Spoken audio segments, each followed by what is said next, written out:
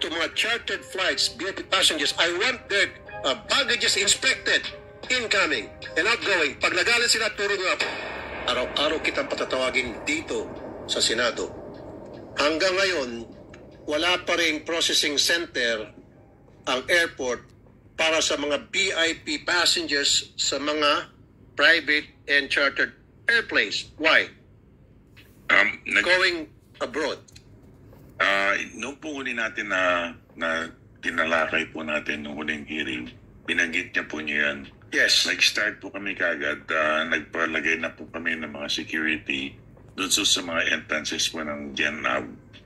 Gaya na sinabi. No sir, I don't need CCTV. Yes, that's helpful. What I need is a processing center na ito mga pasahero na papuntang abroad na gamit ang isang private o chartered plane, dumaan sila sa the same process na dinadaanan ng mga regular airline passengers tulad namin. Kaya nga. Because these people are given VIP treatment. Makinig ka, sir. Galing sa kanyang kotse, SUV o limousine yan, pasok sa gate, diretso sa tarmac, akyat sa aeroplano. Darating si CIQ, customs, immigration, quarantine. Titingnan lang yung passport mo ka. Wala man ng inspeksyon sa kanilang mga gamit. Walang frisking. Walang gadget. Ang gamit, cellphone namang, Viber. Titingnan, pakicheck na ito kung itong si ganitong passport number, okay ba ito? Tatawag, okay yan, okay, go. Opo. Walang CCTV. Hindi sila dadaan sa CCTV. So that's why I'm telling you, I want a processing center. Araw-araw kita patatawagin dito pag hindi ito natupad by end of the year or at least next year. That processing center dadaan din sa butas ng karayom lahat ng mga pasahero na lalabas ng ating bansa, especially out of the country, using private or chartered airplane. Maliban na lang of course sa mga dignitaries, ibang usapan yan. Pero kung mga taong lalabas ng bansa natin using chartered planes, gusto ko dumaan sila sa butas ng karayom. Kasi dyan nakakatakas po yung mga fugitives. How do we know if Grace Go nakatakas na? Grace Go, I think nakatakas siya using the system na ginamit ko. Ay, naka. So, ito po ang mangyayari. Grace Go and Alice, sorry. Alice. Alice Go. Sorry, Alice Go. And all other blacklisted personalities. Mamaya explain ko sa inyo paano nakatakas. O so bakit? Kailan po tayo magkakaroon ng processing center? Ito po ang pinaplano na po namin. Come September 14 po, ay turn over na po namin yung GenNav sa bagong concessionaire po natin. At sino po yun? At ito po yung NNIC, yung New Naira Infra Corporation, which is composed of San Miguel and Incheon Airport. Nabanggit na po namin doon sa security group nila itong pong issue na ito. Okay. At gagawa po sila ng paraan. At pinag-uusapan na sa lukuyan po namin yung paano namin i-restrictuhan po yung mga entrances sa GenNav area. So habang pinaplano ninyo paano makaset up ng processing center, pinag-usapan niyo paano istiktuhan. Sige nga po, pakibanggit sa akin paano niyo po istiktuhan for the meantime. Ibabanggit ko na po sa Miguel o sa NNIC yung... po mismo, even while we speak siguro, mamaya may nakaredy ng private plane dyan, papunta ng Hong Kong, papuntang Japan, papuntang China, Indonesia, etc. So pansamantala, ano po yung in place nyo na istiktuhan? Sabi nyo nga po. Mula po nung nag-usap po tayo, nag-deploy po kami ng mga security guards. Talaga mahigpit na po. At chinecheck na po yung mga passes na pumapasok. So, security guards? Yo po. Okay, ano po yung checking ginagawa po ng security guard? Yung security guard po yan is composed of the Airport Police Department. Okay. And that is backed up by the Philippine National Police. Okay, ano pong klaseng pag-stick itong ginagawa ng mga security guard? Tinitignan po lahat yung mga identification po, yung mga pumapasok po sa General Aviation Area. Okay. That's one. Yung kanilang mga gamit, chinecheck ba? Binubusisi ba? Kinakapkapan ba sila? Sa masamang palad po ay hindi pa po namin umaabot. Exactly, sa kasamang palad hindi. So, ibig sabihin, pwede siyang magdala ng droga, bomba, at kung ano pang mga kontrabando, kaya niyang ipuslit. Correct. Ginto, pera. Opo. Yes, sir. So, we will have to discuss this very, very thoroughly. Very, very thoroughly. Yes. How thoroughly would it be, sir? Well, definitely po, when we turn over the aviation, Keep saying we turn over. Parang gusto mo na agad ipasa yung responsibilidad na ito na kung saan na kayo nagkulang. I want it now. yes, sir. So, ang gagawin po So namin, tell me something na gusto ko effective immediately, as in now o yesterday pa dapat, na meron na talagang pag-stricto to make sure na itong mga pasahero sa mga chartered airlines o chartered planes ay nakakapkapan, na inspeksyon yung kanilang mga gamit para hindi sila makapagpuslit ng kontrabando. opo, sa ngayon po, ang mga pumapasok po ngayon, ay karamihan po, kung hindi po sana isasama ng loob. Hindi ko sasama ng loob. Hindi alam ko po. Banggitin niyo lang po sa amin. Pagkat ito po ay mga tinatawag natin mga medyo mga VIPs po natin nasa gobyerno po. VIP sa gobyerno. Sino-sino po ito? Huwag kayong matakot. Well, anyway, Anong pangalan po itong mga taga-gobyerno? Go ahead, mention their names. ibabanggit ko po sa inyo. Bigyan niyo po sa aking listahan kung natatakot kayo. Hindi naman po. It shouldn't be kasi lalo itong mga taga-gobyerno, niluklok sila ng taong bayan, tapos what makes them so special? Samantala yung mga bumoto sa kanila, dumadaan sa proseso, dumadaan sa butas na kalayom, tapos itong mga niluklok ng mga ordinaryong tao, ito ang bibigyan ng super VIP treatment? Heck no. It shouldn't be that way. Anyway po. Yeah, we will correct. have to review again po immediately yung mga sinasabi po nyo at isa-center na po namin. Kaya nga sir, so, give me a game plan. Paano yun po Yes, sir. gagawin yun? I Yes, want sir. to hear it now. I want the public to hear it. Ano po yung plano? Para masiguro, kasama din po sa national security yan. Yung sinasabi nga kanina, para hindi makalabas-masok ang mga taong blacklisted, ang mga criminal, whether domestic or foreign, in and out of the country, gamit ang ating mga airport through chartered airplanes or private airplanes. Dalawang gate po yung National security itong pinag-usapan na natin. Yes, sir. Dalawang gate po ang ating pinababantayan mo ngayon. Yung tinatawag natin yung Delta Gate at saka tinatawag natin yung kabilang gate po sa may bandang southern part po ng gate. Kaya ngayon ang gagawin po namin ngayon is itatayo na po namin yung processing center. Okay. Ang customs po naka-ready po mag-deploy ng mobile na pang-x-ray po No, nila. gusto ko po yung processing center dahil one, Yes, sir. parang katulad lang sa regular Yes, sir. passengers. Yes, sir. Magkakaroon ng processing center para i-check sila, i-x-ray yung kanilang mga gamit, and then two, dadaan din sila sa isang immigration booth. Yes, sir. Di ba? Opo. Kaya Para nga. ma-check yung kanilang mga check Bakit yung may kanilang VIP, passport, VIP? dokumento, biometrics and all, Ay, and with CCTV camera. Ganun ang gusto ko po mangyari. Opo. Diba? And then customs, x-ray yung kanilang mga gamit para matingnan kung ano laman ng mga kanilang gamit. Malay natin, pinupuslit na pala dyan.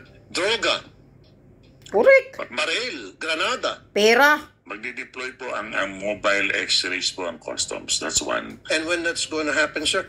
Well, we can tell them anytime po. Naka-ready naman. No, not kasi anytime today, sana kung pwede.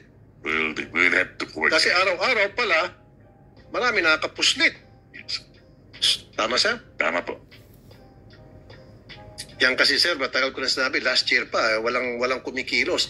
Now, I'm telling you, under my watch, bilang chairman ng Senate Committee on Public Services, araw-araw kitang patatawagin dito. Maniwala ka sa hindi. Kahit na Biyernes, hanggang Biyernes patatawag kita rito, sir. Okay. Done. I will do. Okay, Hindi ako po kayo na-update.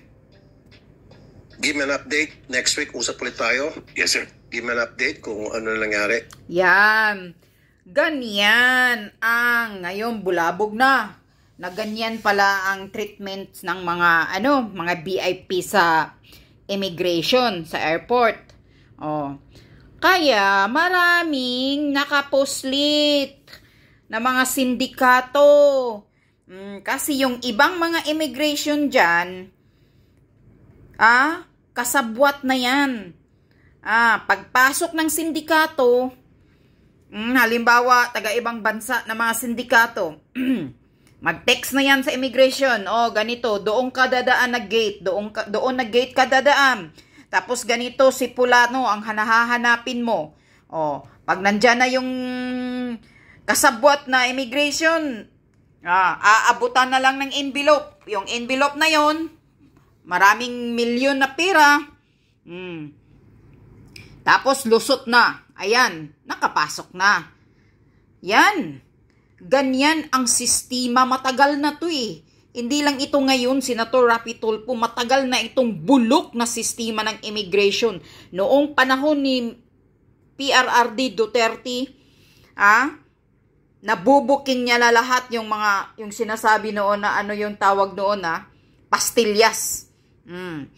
Nahinto na ni PRRD ito noon, yung mga sindikatong pastillas dyan sa immigration sa airport. So ngayon, bumalik na naman. Labas-masok na naman. Kasi yung hinayupak na VIP treatment na yan, aywan ko bakit ganito yung mga mentalidad ng Pilipino na pag nasa gobyerno ka,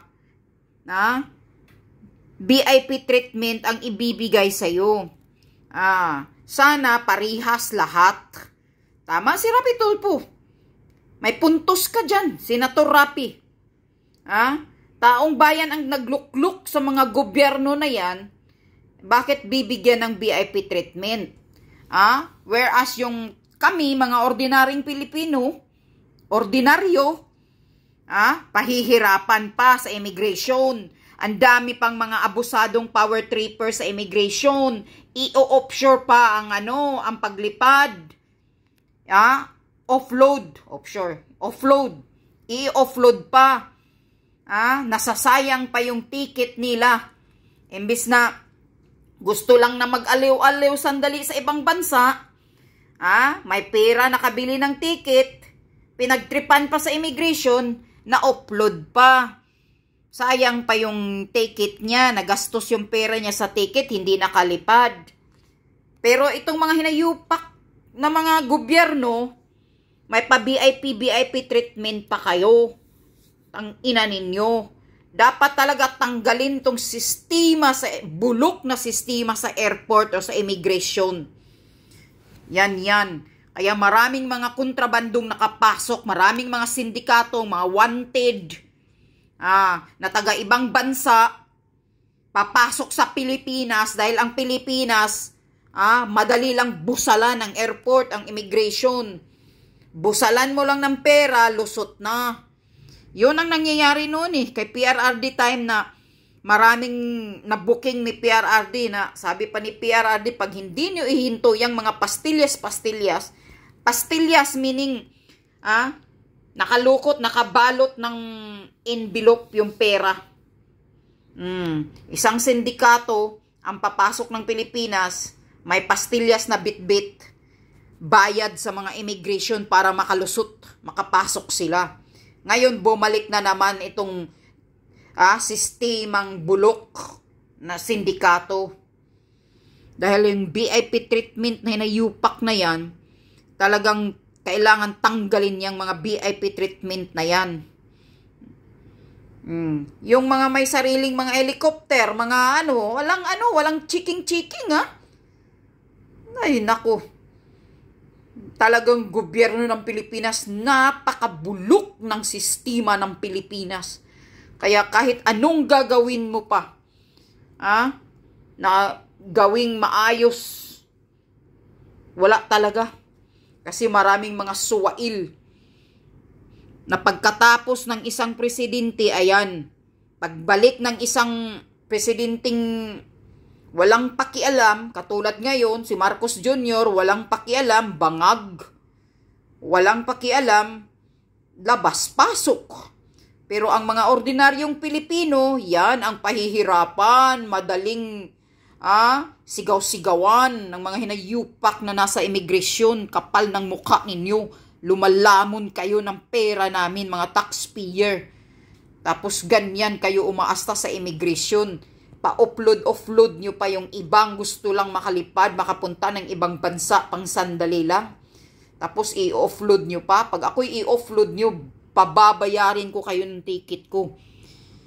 Talagang, ay nako, nakapanggigil talaga kaya itong Pilipinas, kahit anong gagawin kung mayroon mang matino na presidente, mahihirapan talaga tulad kay PRRD noon. Dahil, una, tanggalin mo yung mga suwail, mga sindikato na nasa gobyerno.